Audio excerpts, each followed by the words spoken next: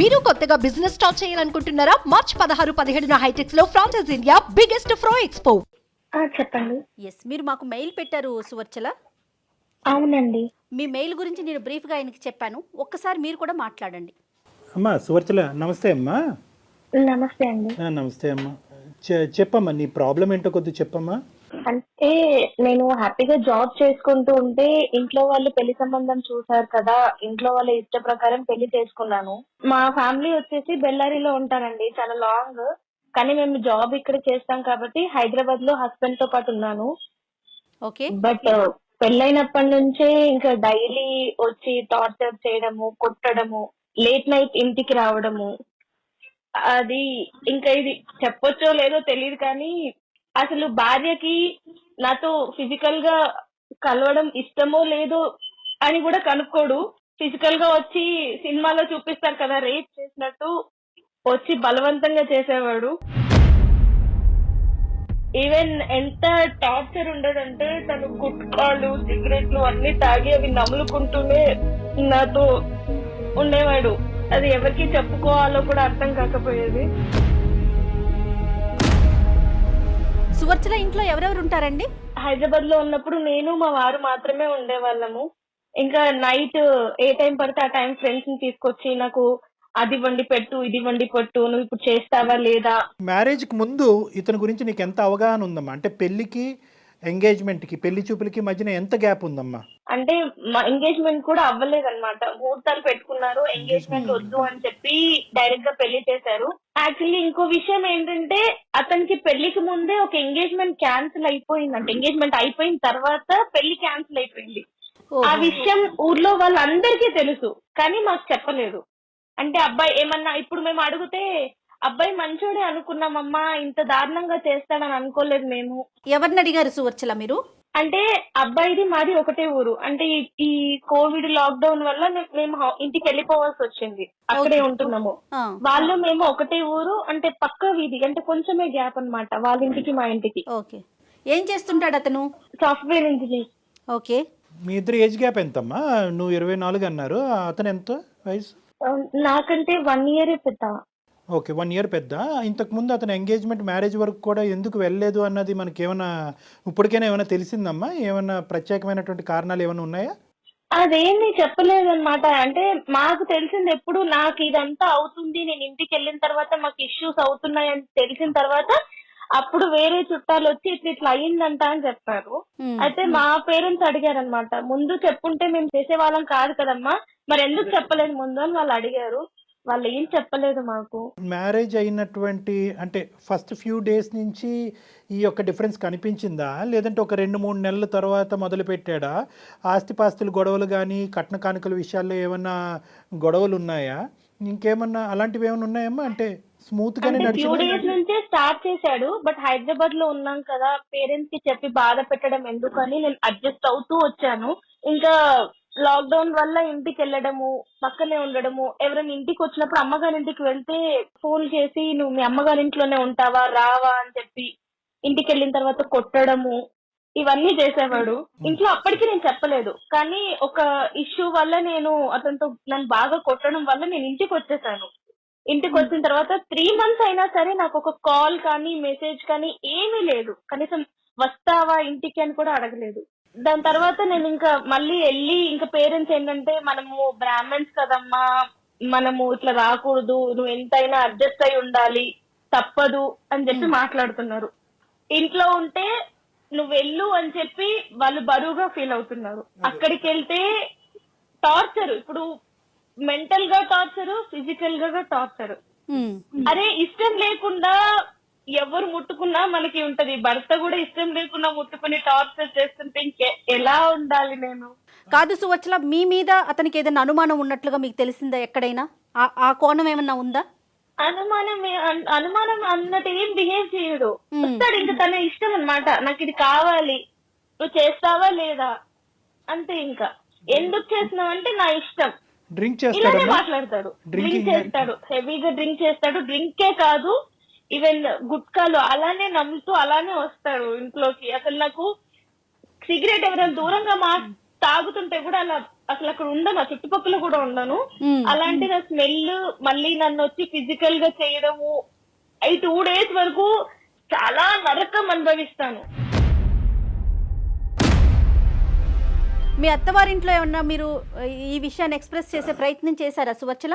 చెప్పాను, వాళ్ళు కూడా ఏం మాట్లాడట్లేదు, వాళ్ళ అబ్బాయికే సపోర్ట్ చేస్తున్నారు. ఉండాలమ్మా, అడ్జస్ట్ అవ్వాలి, ఏం చేస్తావు, మొగుడంటే పడుండాలి, ఎందుకు పెళ్లి చేసుకున్నావు కదా, భరించు, ఏం చేస్తావు అని మాట్లాడుతున్నారు.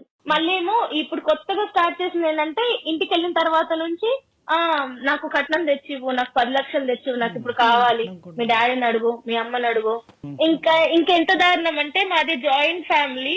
మా ఇంట్లో మా మామ కొడుకు నాకు మరత అవుతాడు. నువ్వు మా మామ కొడుకుతో తిరుగుతున్నావు, చెట్టాపట్టాలు వేసుకుంటున్నావు, వాటితో ఏం చేస్తున్నావు అని కొత్తగా ఇప్పుడు స్టార్ట్ చేశాడు. కాదు డాక్టర్ గారు, ఇప్పుడు సువర్చల చెప్పిన దాన్ని బట్టి వింటుంటే అన్ని లక్షణాలు కనిపిస్తున్నాయి అతని వైపు. ఒకవైపు మనం గనక వింటున్నాం కాబట్టి నీ సైడ్ నుంచి ఏదో ఒక ప్రొవోకింగ్ ఇష్యూ వల్ల మనిషి ఇలా మారినట్టు అనిపిస్తుందా, లేదా నేచరే మనిషిది ఇలాంటిది నేను అంటారా? అసలు ఏమి చేయలేదు.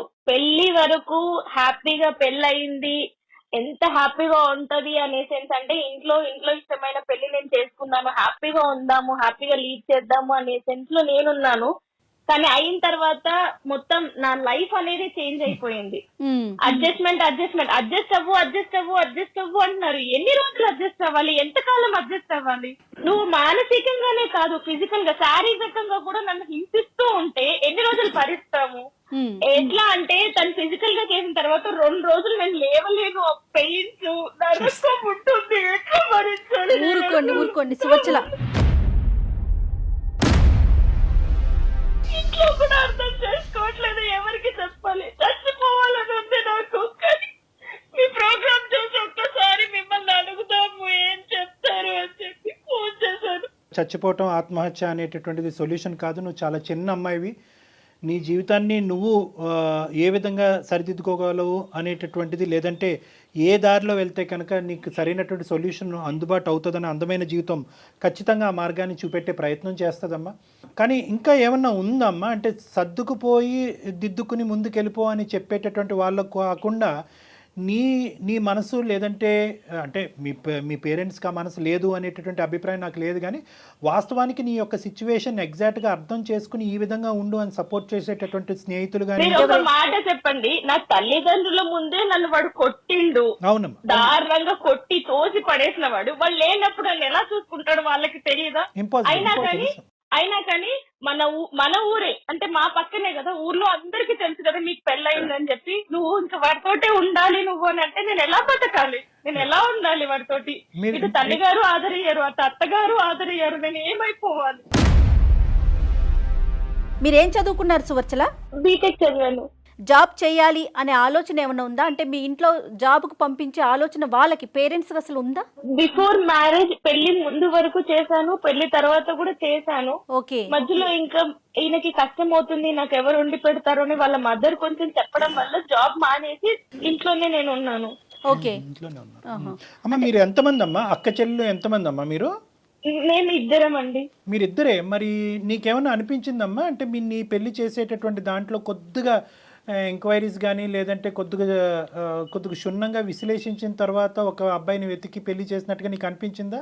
ఎందుకు ఇద్దరు అమ్మాయిలు ఉండేటటువంటి చోట ఎందుకు ఈ తొందరపాటు? అంటే ఇన్ని క్యారెక్టర్స్ ఒక మనిషి. నేను అడిగాను, వాళ్ళు అడిగారు, మేమంతా చూసి ఆరాధించి, మరి పెద్ద ఫ్యామిలీ కదా, అందరూ కనుక్కున్న అబ్బాయి మంచోడే, చుట్టుపక్కల వాళ్ళే అందరూ చెప్పారు. ఇప్పుడు ఎంత దారుణం అయిపోయిందంటే, అబ్బాయి గురించి తెలిసి కూడా వాళ్ళే ఇప్పుడు నన్ను అంటున్నారు.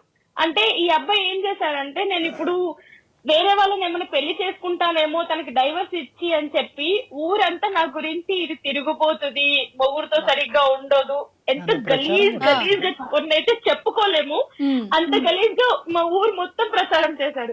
కానీ కళ్యాణ్ గారు ఇక్కడ చూడండి, వాళ్ళే వచ్చి నన్ను చెడుగా అంటున్నారు. ఓకే, వాళ్ళ పేరెంట్స్ తప్పిదం అనేది ఎంత స్పష్టంగా కనిపిస్తోంది. ఈ రోజుల్లో అబ్రాడ్ లో ఉండే వాళ్ళ ఫ్యామిలీలే పూర్తిగా ఎంక్వైరీలు చేసి ముందు వెనక ఆలోచించి పెళ్లిళ్ళు చేస్తున్నారు కదా. పక్క సందులో ఉన్న అబ్బాయి గురించి ఎంక్వైరీ చేసుకోకుండా ఆడపిల్లని ఇచ్చేస్తున్నారు. అంటే తల్లిదండ్రులు విశ్లేషణ చేయలేదా అనేటటువంటిది ఒక ఎత్తు. యూజువల్గా ఏంటంటే ఈ టైప్ ఆఫ్ పర్సనాలిటీస్ సమాజంలో 2-4% ఉన్నారమ్మా. 2-4% మంది ఉన్నారు. వీళ్ళు బయటకు దేవుళ్ళ కనిపిస్తూ ఉంటారు, ఇంట్లో దెయ్యంలాగా రాక్షసులాగా సైకోలాగా ఎలా సో మారిపోతారు బయటికి డాక్టర్ గారు? అంటే బయటికి కనిపించేదే సమాజం నమ్ముతుంది.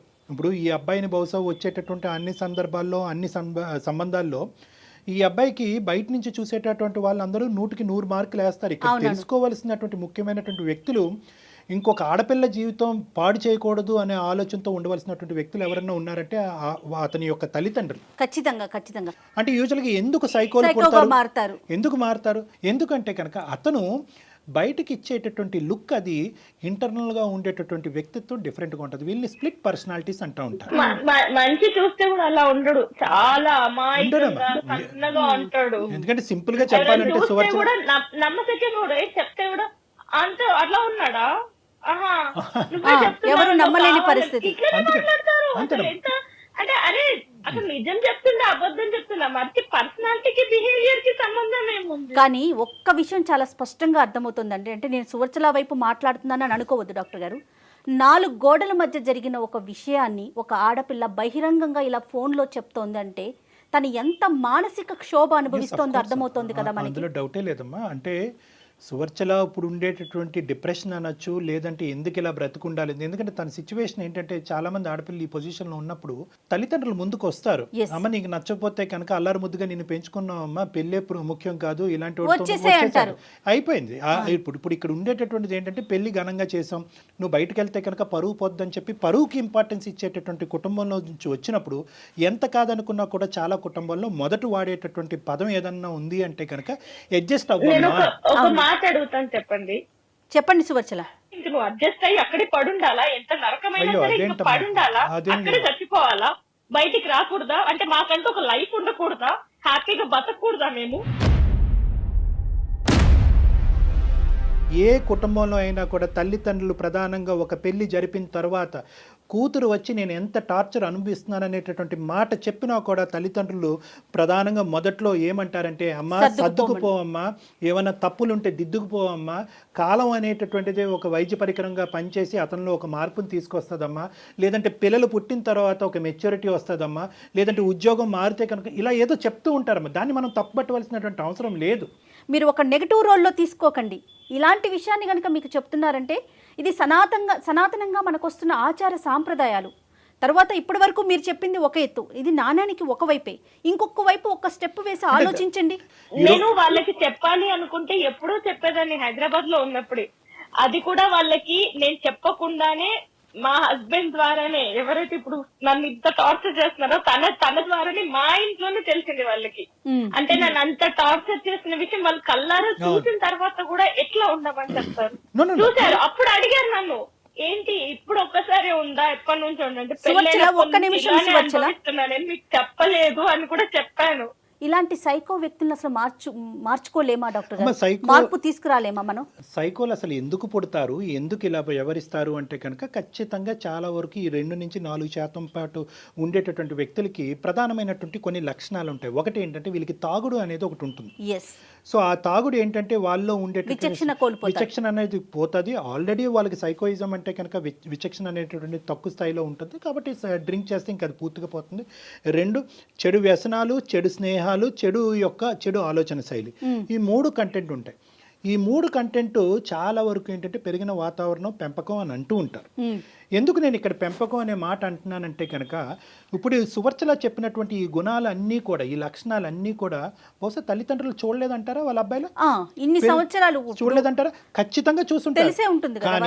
కానీ మన సంప్రదాయంలోని లేదంటే మన యొక్క దాంట్లో ఏంటంటే అబ్బాయికి కానీ లేదంటే కొన్ని సందర్భాల్లో అమ్మాయికి కానీ ఒక చెడు వ్యసనం కానీ, చెడు అలవాట్లు కానీ, చెడు పద్ధతులు కానీ, మానసిక పరిస్థితులు కానీ ఇలాంటివి ఉంటే కనుక పెళ్లి చేస్తే కనుక సెట్ అయిపోతారు అనేటటువంటిది ఒకటి ఉందమ్మా. అది ఇంకొకరు నెత్తి మీద రుద్దటమే కదా డాక్టర్ గారు? అంతే. ఎంత అన్యాయం కదా ఇది. అర్ధరాత్రి పూట వచ్చి ఫ్రెండ్స్ తీసుకొచ్చి చికెన్ వండు అంటాడు. చికెన్ ఉండదు ఇంట్లో, చికెన్ వండు అంటాడు. వాళ్ళ ఫ్రెండ్స్ ముందే నాతో గలీజ్ గా బిహేవ్ చేస్తారు.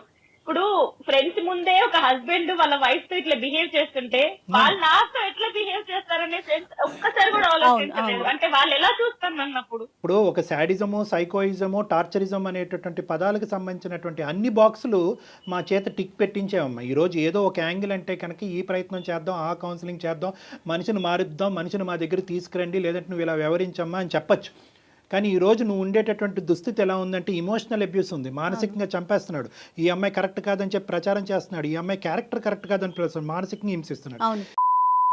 అంటే భార్యాభర్తలకు సంబంధించినటువంటి సంబంధంలో ఈ అమ్మాయిని మెరైట్ అంటారు దీన్ని. ఇప్పుడు ఆ అమ్మాయి చెప్పింది ఏంటంటే ఫిజికల్ అబ్యూస్ కూడా, అంటే చిన్న వాటికి నా మీద చేయి చేసుకుంటున్నాడు. అంటే ఇక్కడ మనం ఈ రోజు ఇక్కడ కూర్చుని బహుశా సువర్చల తన భర్తకు సంబంధించినటువంటి కొన్ని మంచి విషయాలు చెప్పట్లేదేమో అని అనుకోవటానికి ఒక అవకాశం ఉంది. కానీ ఎన్ని చెప్పినా కూడా ఇన్ని గుణాల ముందు అతని యొక్క మానసిక పరిస్థితి, అతని వ్యక్తిత్వం చాలా పూర్తిగా దిగజారినట్టు.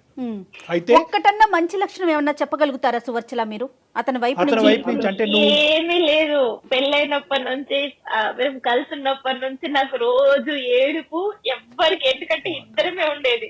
ఊర్లో అమ్మ వాళ్ళు ఉన్నారు, వాళ్ళకి ఫోన్ చేసి చెప్పలేను, ఏ ఫ్రెండ్ కి చెప్పలేను, ఎవ్వరికి చెప్పక నేను నరకం అనుభవించి, నిజంగా అందరు అంటారు కదా లాక్డౌన్ కొందరికి నష్టం చేసిందని చెప్పి, నాకు నిజంగా మేలు చేసింది. ఎందుకంటే లాక్డౌన్ వల్ల నేను మా అమ్మ వాళ్ళ ఇంటికి వెళ్ళాను, అతని గురించి నిజం తెలిసింది. అయినా కూడా నాకు కష్టాలు అనేవి తప్పలేదు. నేనేం చేయాలి? ఇక నాకు చావేనా గతి. లేదు సువర్చల, అసలు ఎప్పటికీ అలాంటి ఆలోచన పెట్టుకోవద్దు దయచేసి. Suvarchala, without any second thought get out of this marriage అమ్మా, come out of this marriage. ఎందుకంటే నో ఇది ఏంటంటేనమ్మా, బేసికలీ ఇక్కడ నువ్వు ఏడవటం, చనిపోవటం, లేదంటే చంపబట్టం, ఈ మూడు అంశాల్లో ఏదో ఒకటి జరుగుతుందమ్మా నీ జీవితంలో. ఇటువంటి వ్యక్తి కాదు కళ్యాణ్ గారు, ఒక్క నిమిషం వాళ్ళ పేరెంట్స్ తో మాట్లాడించే ప్రయత్నం చేయలేమా? చేయవలసినటువంటి ప్రయత్నం ఏదన్నా తల్లిదండ్రుల ద్వారా చేయాలి అనేటటువంటి ఆలోచన తనుకుంటే ఖచ్చితంగా చేయాలి. కానీ తన నిర్ణయం మీద తను నిలబడేటటువంటి శక్తి సామర్థ్యాలు తను పెంపొందించుకోవాలి. నువ్వు ఒక నిర్ణయం తీసుకొని నేను అబ్బాయితో విడిపోతాను అన్నా కూడా, నువ్వు విడిపోతే మేము చచ్చిపోతాము. ఒకటి సువర్చల అమ్మ, you cannot satisfy 100% of the people 100% of the time. ఈ ఈక్వేషన్ ఎప్పటికీ గుర్తుపెట్టు. 100% అందరినీ అన్ని సందర్భాల్లో సంతోష పెట్టగలిగేటటువంటి కెపాసిటీ, అనుభవం, వయస్సు నీకు లేవు. తల్లిదండ్రుల దగ్గర నుంచి బ్లాక్మెయిల్ వచ్చినా, ఏది వచ్చినా, ఇది నీ జీవితానికి సంబంధించినటువంటి అంశం. ఒక్కసారి అర్థం కానటువంటి తల్లిదండ్రులకి 2 సార్లు చెప్పు. నీ ద్వారా అర్థం కానటువంటి తల్లిదండ్రులకి నీ ద్వారా నీకు సంబంధించినటువంటి వ్యక్తుల ద్వారా చెప్పేటటువంటి ప్రయత్నం చేయి. సోషల్ అబ్యూజ్ అంటే ఏంటో వారికి విడమర్చి చెప్పు. అబ్యూజ్ అంటే ఏంటి అన్నది వాడికి విడమర్చి చెప్పు. ఇమోషనల్ అబ్యూజ్ ఏంటి అన్నది విడమర్చి చెప్పు. ఫిజికల్ అబ్యూజ్ అన్నది ఏంటి విడమర్చి చెప్పు.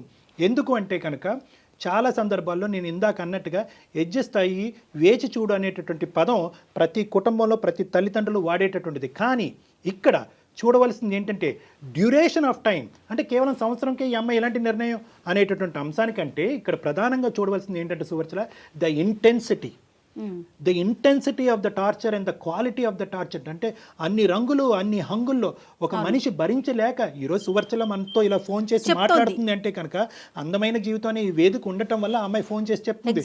లేదంటే ఈ అమ్మాయి ఈ రోజు ఇంకో ఆత్మహత్య ధోరణం, ఇంకో పనికి పూనుకోలేదు అనేది గ్యారంటీ లేదు కదా. అవును. సొల్యూషన్ ఏం చెప్తారు ఫైనల్ గా చెప్పండి. Know the thing is Suvarchala, ఇక్కడ సొల్యూషన్ ఈజ్ స్ట్రైట్ ఫార్వర్డ్ అమ్మా.